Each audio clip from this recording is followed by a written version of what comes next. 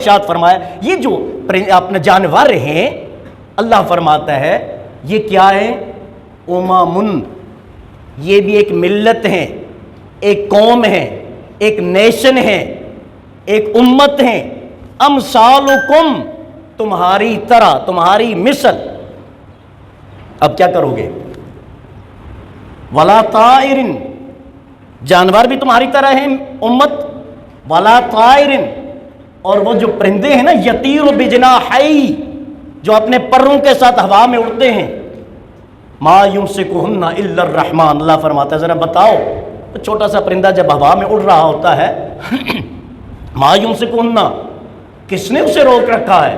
الا الرحمن، اللہ کے سوا کس نے ہوا میں اسے روک رکھا ہے؟ اب دیکھیں کسی پرندے کا ایکسیڈنٹ سنے آپ نے؟ جھکڑ چلا، ہوا چلی، آندھی اور طوفان آیا اور فلاں جگہ پہ ہم نے دیکھا پرندے بہت سارے پڑے ہوئے تھے، کبھی ہوا ایسا؟ نہیں۔ ہماری گاڑیاں اسلام آباد میں کھڑی تھی، وہ دیکھیں کیا ہوا، اولے پڑے، برباد کر کے رکھ دی، اور اس کو کیا ان اولوں کے برسنے کے درمیان پرندے نہیں تھے آسمان میں؟ کوئی ایک اولا وہ برداشت کر سکتے ہیں؟ ما یمسکہن الا الرحمن، اللہ فرماتے ہیں انسان ان کو کس نے بچایا ہوا ہے ہوا میں؟ تو کہنا پڑے گا رحمان، اے مالک الملک تو نے بچایا ہوا ہے۔ یہاں فرمایا چوپائے ہیں، اے انسان تیری طرح امت ہیں، امثالکم، تمہاری مثل، پرندے ہیں امثالکم، تمہاری مثل۔ کیا کوئی غیر عالم انسان یہ مانے گا کہ پرندے میری طرح ہیں یا میں پرندے کی طرح ہوں، میری اوقات پرندے اور جانور کی طرح ہے؟ تو آپ کہیں گے نہیں، یہ نہیں ہو سکتا۔ پھر کیا کرتے؟ درمیانی راہ نکالتے، ہاں ہماری طرح ہیں، جس طرح انسان ایک امت ہے اس طرح پرندے بھی ایک امت ہیں، اسی طرح چوپائے بھی ایک امت ہیں، اس طرح چمٹیاں بھی ایک امت ہیں۔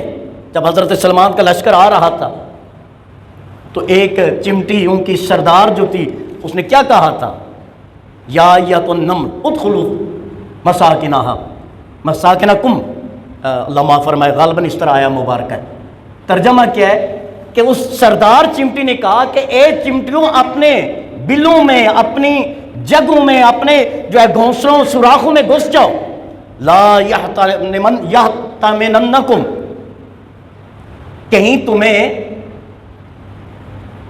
پسپا نہ کر دے، ملیا میٹ نہ کرے، سلیمان و جنود، حضرت سلیمان اور اس کا لشکر تمہیں جو ہے کچل کے نہ رکھ دے۔ ملت ہے، لیکن کیا میری اور آپ کی طرح وہ ملت ہیں؟ ہماری مثل ہیں؟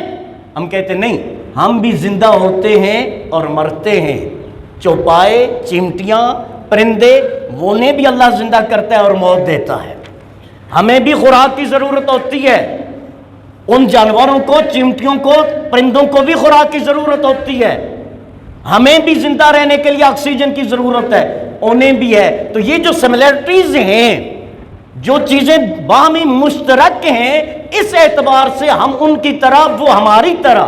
اور اگر مراتب کو دیکھیں تو وہ اللہ کی ادنا مخلوق ہے اور انسان اللہ کی اعلیٰ مخلوق ہے۔ وہ صرف مخلوق ہے، انسان خلیفۃ اللہ فی الارض ہے، انسان اللہ کا نائب ہے زمین پر۔ تو مقام اور منصب کو وہ جانور، وہ چوپائے، وہ چمٹیاں، وہ پرندے انسان کے منصب اور مقام کو پہنچ نہیں سکتے۔ اب یہاں آپ دوسری آیہ مبارکہ ٹیلی کریں جس میں اللہ کریم ارشاد فرماتا ہے قل انما انا بشر مثلکم، محبوب فرما دیجئے میں تمہاری طرح بشر ہوں۔ بات سمجھ میں آئی؟ امید ہے سمجھ آ گئی ہوگی۔ محبوب فرما دیجئے میں تمہاری طرح بشر ہوں، مثلکم، اور یہاں ارشاد فرمایا یہ جانور، یہ چمٹیاں، یہ پرندے امثالکم، تمہاری مثل ہیں۔ وہاں آقا فرماتے ہیں میں بھی تمہاری مثل ہوں۔ تو اگر میں اور ایک جانور ہم مثل نہیں ہیں تو پھر میں اور نبی کیسے ہم مثل ہو سکتے ہیں؟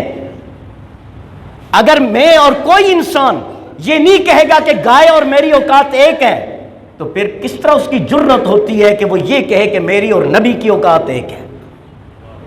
اب غور فرمائیں، تو پھر ہم کیا کہتے ہیں؟ جناب مثلیت یہ ہے کہ ہم بھی اللہ کی عبادت کرتے ہیں، ہمارا نبی بھی اللہ کی عبادت کرتا ہے، ہم بھی اللہ کو سجدہ کرتے ہیں، ہمارا نبی بھی اللہ کو سجدہ کرتا ہے، ہمیں بھی اللہ نے تخلیق اور پیدا فرمایا، ہمارے محبوب کو بھی اللہ نے تخلیق اور پیدا فرمایا، ہم بھی انسان ہیں، اللہ کے بندے ہیں، ہمارا نبی بھی انسان اور اللہ کا بندہ اور محبوب ہے۔ اس میں ہوگی مثلیت۔ باقی رہا مقام، وہ لا مکان کے مکین ہوئے، سرے عرش تخت نشین ہوئے، وہ نبی ہیں جن کا ہے یہ مقام، وہ خدا ہے جس کا مقام نہیں۔ باقی مقام کی بات آ جائے تو اللہ کے بعد از خدا بزرگ توئی، قصہ مختصر کہ اللہ کے بعد اس کی مخلوقات میں سے اگر کسی کا مقام اور شرف اور بزرگی اور فضیلت اور عزت اور عظمت اور وقار ہے تو وہ آقا نامدار حضرت محمد مصطفیٰ صلی اللہ علیہ وسلم ہے۔ ساری کائنات مل کے بھی رسول کریم کی گرد راہ کو پہنچ نہیں سکتی۔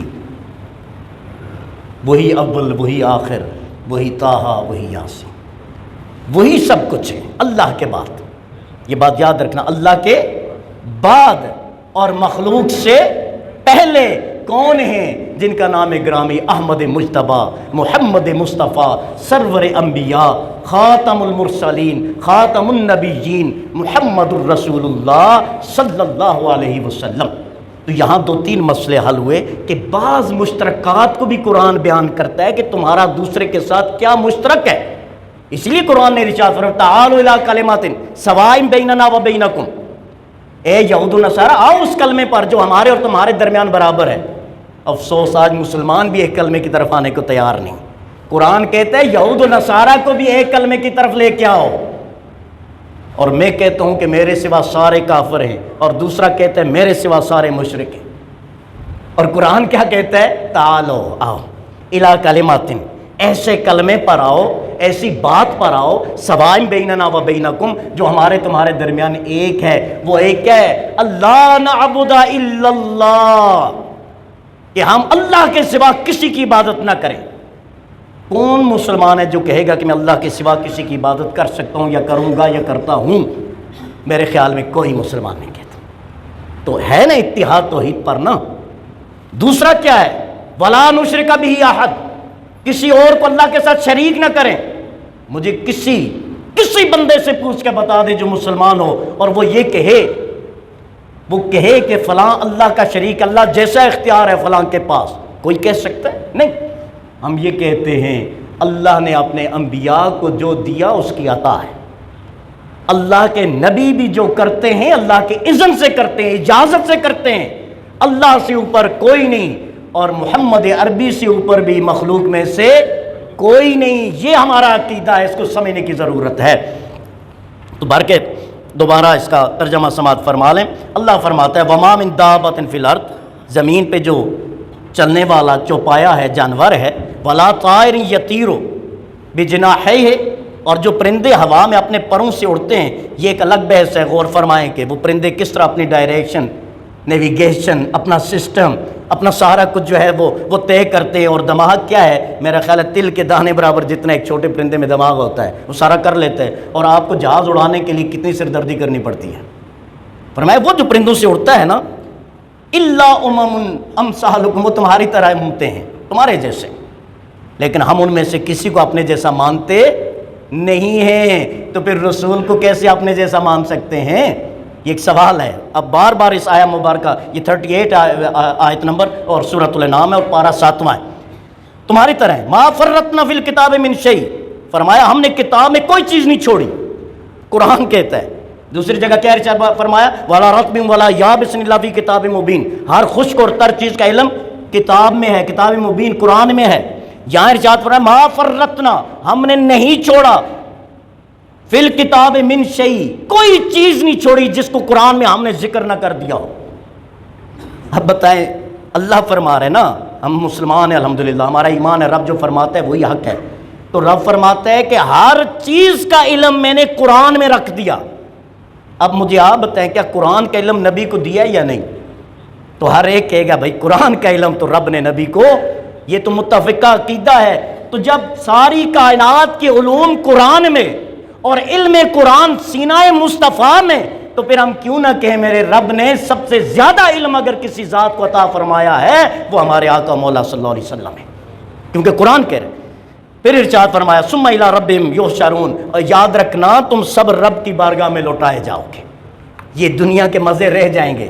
ہمارے بہت پیارے دوست اور ہمارے استاد کا استاد مدرس علامہ حافظ شاہد اقبال تبسم صاحب، میرے خیال 30-35 سال عمر تھی، وہ ان کے دونوں گردے فیل ہو گئے تھے، ٹرانسپلانٹ بھی ہوا، اچانک پرسوں کل ہی ان کی ڈیتھ ہوئی۔ آج 3 بجے کوٹلی ان کے آبائی شہر میں ان کا جنازہ ہے۔